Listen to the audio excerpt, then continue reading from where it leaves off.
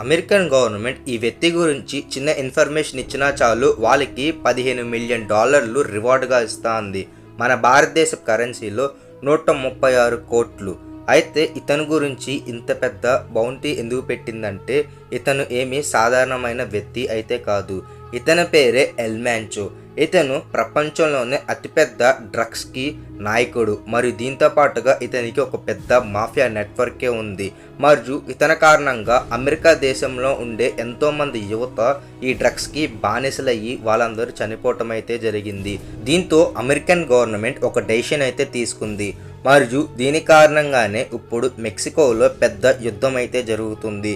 Corona వచ్చినప్పుడు ఎలా అయితే అందరు క్వారంటైన్లో ఉన్నారో ఇప్పుడు సేమ్ యాస్టీస్గా ఆ దేశంలో యుద్ధం జరుగుతుంది కాబట్టి అందరూ క్వారంటైన్లో ఉండాలి అన్నారు. అయితే ఎవరు ఈ ఎల్ మ్యాన్చో? ఇతని కోసం అంత పెద్ద యుద్ధం అనేది ఎందుకు జరుగుతుందో ఈరోజు వీడియోలో తెలుసుకుందాం. నార్దర్న్ అమెరికాకి దగ్గరలో మెక్సికో అనే కంట్రీ ఉంది. మరియు మెక్సికో దేశంలో ఎక్కువ మంది అగ్రికల్చర్ అయితే చేస్తూ ఉంటారు. మరియు అక్కడ ఎక్కువగా ఆవకాడో అనే ఒక క్రాప్ని వాళ్ళు ఎక్కువగా వేయటం అయితే జరుగుతుంది. ఎల్ మ్యాన్చో తన జీవితంలో ఉండే పవర్టీ వల్ల అతని చిన్న వయసులోనే తన ఎడ్యుకేషన్ అనేది ఆపేశాడు. దాని తర్వాత ఈ పంట పొలాల్లో పనిచేయటం మొదలుపెట్టాడు. మరియు అక్కడ పండించే రైతులకి ఎక్కువ డబ్బులు రాపోవటం వల్ల వాళ్ళు డ్రగ్స్ అనే పంట అనేది వేసేవాళ్ళు. మరియు అక్కడ క్లైమేటిక్ కండిషన్స్ అనేవి ఆ డ్రగ్స్కి చాలా అనుకూలంగా ఉండే. ఎల్ మ్యాన్చో అతను చేసే పని ద్వారంగా ఎక్కువ డబ్బులు అనేవి అతను సంపాదించేవాడు కాదు. కాబట్టి అతను అమెరికాకి ఇల్లీగల్ ఇమిగ్రెంట్గా వెళ్ళిపోవాలి అనుకున్నాడు. కాబట్టి అమెరికాకి అతను వెళ్ళిపోయాడు. మెక్సికో నుంచి అమెరికాకి ఎటువంటి సెక్యూరిటీ చెకింగ్ అయితే ఉండదు. కాబట్టి అతను ఇల్లీగల్గా అమెరికాకి వెళ్ళిపోవటం అయితే జరిగింది. మరియు అక్కడే కొన్ని రోజుల పాటుగా అతను పనిచేయటం అయితే జరిగింది. మరియు దీంతో పాటుగా అతను అక్కడ కొంతమందిని కొత్త వ్యక్తులను కూడా కలవటం అయితే జరిగింది. మరియు దీని కారణంగా అతనికి డ్రగ్స్ గురించి తెలియటం అయితే జరిగింది. మరియు అక్కడ పార్టీస్లో పబ్స్లో ఇతను డ్రగ్స్ అనేవి అమ్మేవాడు. ఇలాగా అతనికి డబ్బులు అనేవి వచ్చాయి. ఈజీ మనీ రావటం వల్ల ఈ డ్రగ్స్ గురించి తెలుసుకోవటం మొదలుపెట్టాడు. అయితే ఇదే క్రమంలో ఇతన్ని అమెరికన్ పోలీసులు అరెస్ట్ చేసి అతన్ని మళ్ళీ డిపోర్ట్ చేయటం అయితే జరిగింది. మరియు అతను మళ్ళీ తిరిగి తన సొంత దేశమైన మెక్సికోకి వచ్చేయటం అయితే జరిగింది. మరియు ఇతను మెక్సికోకి వచ్చిన దాని తర్వాత అక్కడే మళ్ళీ ఏదో ఒక పని చేసుకోవటం మొదలుపెట్టాడు. డ్రగ్స్ అమ్మగా ఇతను సంపాదించిన డబ్బుల ద్వారంగా ఇతను మెక్సికో దేశంలో ఉండే పోలీస్ యంత్రాంగంలో జాయిన్ అవటం అయితే జరిగింది. మరియు అక్కడ చాలామంది దగ్గర లంచాలు తీసుకునేవాడు. దాని తర్వాత ఇతను ఒక కరప్టెడ్ ఆఫీసర్ అని అందరు గుర్తించారు. మరియు ఈ డ్రగ్ బిజినెస్ అనేది ఎలా చేస్తారు, మరియు ఈ డ్రగ్ బిజినెస్లో ఉండే చైన్ లింక్ ఎలా ఉంటుంది, డ్రగ్ మాఫియాని ఎలా నడిపిస్తారు, మరియు ఇలాంటి పూర్తి విషయాలు ఇతను తెలుసుకోవటం మొదలుపెట్టాడు. దాని తర్వాత ఇతనే సొంతంగా డ్రగ్స్ బిజినెస్ అనేది స్టార్ట్ చేయాలి అనుకున్నాడు. కాబట్టి ఈ డ్రగ్స్ని అమెరికాకి ఎలా పంపిస్తారు మరియు దీంతో పాటుగా ఎలాగా లింక్స్ అనేవి పెట్టుకోవాలి అనేది ఇతను పూర్తిగా డాక్యుమెంటేషన్గా మొత్తం నేర్చుకోవటం అయితే జరిగింది.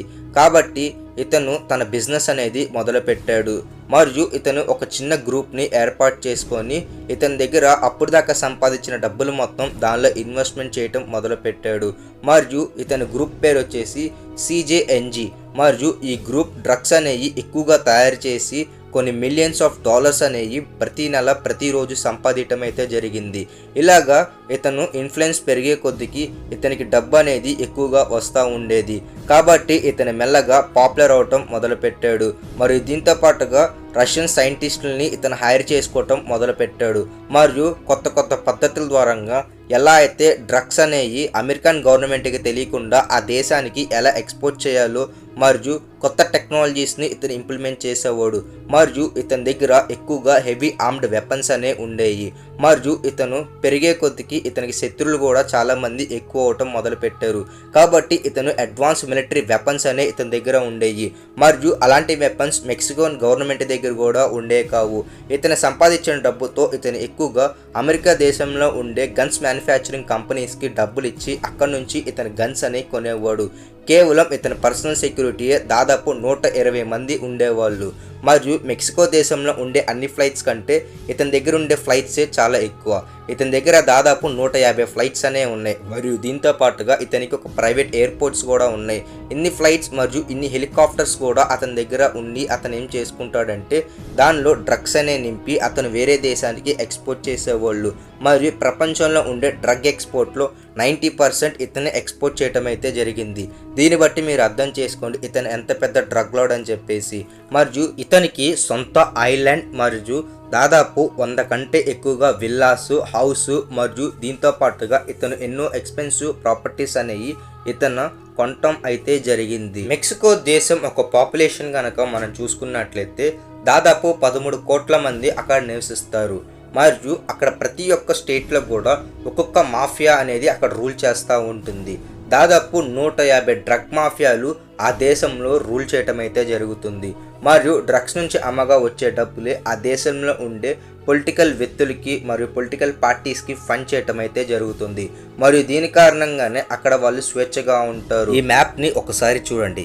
మెక్సికో దేశంలో ఏ స్టేట్లో ఏ మాఫియాలు రూల్ చేస్తున్నాయి అని చెప్పి అక్కడ ఉన్నాయి.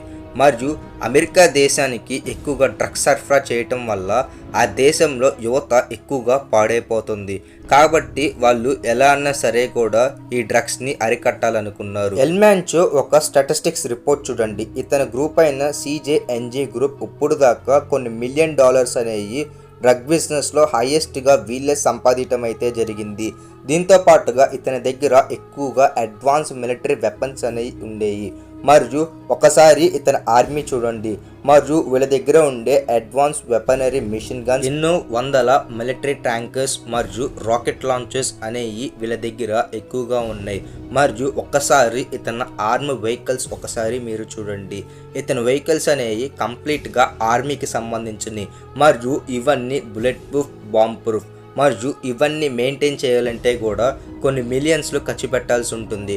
ఒక దేశం ఒక ఆర్మీని డెవలప్ చేస్తే ఎంత పర్ఫెక్ట్గా డెవలప్ చేస్తుందో ఇతను తన సొంత ఆర్మీని ఆ రేంజ్లో డెవలప్ చేయటం అయితే జరిగింది. మరియు ఇతని దేశంలో ప్రతి ఒక్క ఆర్మీ ఆఫీసర్ రిటైర్డ్ అయిపోయిన దాని తర్వాత ఇతని గ్రూప్లో జాయిన్ అవ్వమని చెప్పేసి ఇతను వాళ్ళకి ఆఫర్ ఇవ్వటం అయితే జరుగుతుంది. మరియు వాళ్ళకి ఎక్కువగా శాలరీస్ అనేవి పే చేస్తూ ఉంటారు. మరియు వాళ్ళ మనుషులకి ట్రైనింగ్ కూడా ఇస్తారు. మరియు డ్రగ్స్ అమ్మగా ఇతను తన సంపాదన అనేది దాదాపు 9 లక్షల కోట్ల కంటే ఎక్కువగా ఈయన సంపాదించడం అయితే జరిగింది. మరియు ఈయన ఆర్మీయే దాదాపు 1000 నుంచి 2000 మంది పైన ఉంటారు. మరియు ఇతనికి సెక్యూరిటీ ఎల్లప్పుడూ 200 మంది ఇతని చుట్టూరా కాపలా కాయటం అయితే జరిగింది. ఈయన ఫ్యామిలీకి మళ్ళీ సపరేట్గా. మరియు పారామిలిటరీ ఫోర్స్ ఎప్పుడు వీళ్ళకి ట్రైనింగ్ ఇవ్వటం అయితే జరుగుతుంది. మరియు వీళ్ళు ఎక్కువగా ఏమన్నా సరే కూడా మిషన్స్ అనేవి కంప్లీట్ చేయటం, లేకపోతే ఎవరన్నా సరే కూడా ఆపోనెంట్ ఒక డ్రగ్ మాఫియా లీడర్ని చంపేయడానికి ఈ గ్రూప్ని ఎక్కువగా వాడటం అయితే జరుగుతుంది. ఇలా ఎల్మాంచో ఒక ఫ్యామిలీ విషయానికి వచ్చినట్లయితే అతనికి ఒక కొడుకు ఉన్నాడు. మరియు అతని కొడుకు కూడా ఇలాగే డ్రగ్స్ స్మగ్లింగ్ చేస్తా ఒకరోజు దొరికిపోయి అతన్ని జైల్లో పెట్టేయడం అయితే జరిగింది. మరియు తన చూడటానికి వాళ్ళ అమ్మగారు వచ్చినప్పుడు కూడా ఆమెను కూడా కస్టడీలోకి తీసుకొని ఆమెను కూడా జైల్లో పెడతాం అయితే జరిగింది. దాని తర్వాత ఎల్మాంచో మాయమైపోయాడు. మరియు ఎల్మాంచోని ఎలా అన్నా సరే కూడా మిలిటరీ ఫోర్సెస్ పట్టుకోవాలి అని చెప్పేసి అమెరికా మిలిటరీ రంగంలోకి దిగింది. దీంతో పాటుగా DEA కూడా ఇక్కడ దిగటం అయితే జరిగింది. ఎల్మాంచోని ఎలా అన్నా సరే కూడా చంపేయాలి అని చెప్పేసి ఈ బౌంటీ అనేది కూడా పెడతాం అయితే జరిగింది. అయితే ఎల్మాంచో గురించి ఇన్ఫర్మేషన్ అనేది సంపాదించడం అనేది చాలా కష్టంగా మారింది. ఎందుకంటే అక్కడ ఎలా ఉన్నాడో అతని గురించి ఎవరికి తెలియదు. మరియు ఎల్మాంచోని ఎలా అన్నా సరే కూడా అమెరికన్ మిలిటరీ ఫోర్స్ చంపేసింది. దాని తర్వాత ఇంత పెద్ద మారణ హోమం అనేది జరిగింది. అతను సంబంధించిన గ్రూప్లో ఉండే ప్రతి ఒక్క వ్యక్తులు అమాయక ప్రజల్ని చంపేయటం అయితే జరిగింది. మీరు చూసే విజువల్స్ అన్నీ ఆ దేశంలో ప్రజెంట్ జరుగుతున్నాయి. మరియు ఆ దేశంలో యుద్ధ వాతావరణం అనేది మొదలైంది. కాబట్టి ఆ దేశం యొక్క ఆర్మీ మరియు దీంతో పాటుగా డ్రగ్స్ కార్టెల్ ఆర్మీ వీళ్ళిద్దరూ గొడవ పడుతున్నారు. దీనిలో అమాయక ప్రజలు కూడా చనిపోతున్నారు. కాబట్టి అమాయకం ప్రజలు ఎవరు ఇంట్లో నుంచి బయటికి రాకూడదని చెప్పేసి వాళ్ళు చెప్పడం అయితే జరిగింది. ఒక్కసారి ఈ వీడియోలో చూడండి ఎల్మాంచో దగ్గర ఎలాంటి టైట్ సెక్యూరిటీ అనేది అతను మెయింటైన్ చేస్తాడు అని చెప్పేసి. అయితే ఎల్మాంచోకి ఒక గర్ల్ ఫ్రెండ్ ఉంది. ఆ గర్ల్ ఫ్రెండ్ని ట్రాక్ చేయడం ద్వారానే ఎల్మాంచో ఎక్కడున్నాడో కనిపెడతాం అయితే జరిగింది. దాని తర్వాత మెరుపు వేగంగా ఒక ప్లాన్ అనేది వేసి వీళ్ళు ఎల్ మ్యాన్చోని ఎలిమినేట్ చేయటం అయితే జరిగింది. దాని తర్వాత నుంచే ఈ గొడవలు అనేవి స్టార్ట్ అవటం అయితే జరిగింది. మరియు ఇప్పుడు దాకా ఈ గొడవలు అనేవి చాలా ఎక్కువగా జరిగినాయి. దీంతో పాటుగా ఎన్నో బాంబ్ బ్లాస్ట్లు మరియు మిసైల్ లాంచ్ చేయటం మరియు అమాయక ప్రజల్ని చంపేయటం అనేది చాలా ఎక్కువగా చేస్తున్నారు. కాబట్టి ప్రజలందరికీ కూడా ఇంట్లో నుంచి బయటికి రాకూడదు అని చెప్పేశారు. మరియు 2 రోజుల్లోనే ఎలా అన్నా సరే కూడా ఈ మొత్తాన్ని ఎపిసోడ్ని సాల్వ్ చేయాలి అనుకుంటున్నారు. కాబట్టి పోలీసులతో పాటుగా అమెరికన్ మిలిటరీ ఎయిర్ ఫోర్స్ కూడా దీనిలోకి రంగంలో దిగింది. కాబట్టి తొందరలోనే ప్రాబ్లమ్స్ అనేవి వీళ్ళు సాల్వ్ చేయాలనుకుంటున్నారు. నార్దర్న్ అమెరికా నుంచి ఎంటర్ అయిన ఒక చిన్నవాడు ఈరోజు ఈ స్థాయిలోకి వెళ్ళిన దాని తర్వాత అతను అమెరికన్ మిలిటరీ చేతిలోనే చివరాఖరికి చనిపోవటం అయితే జరిగింది.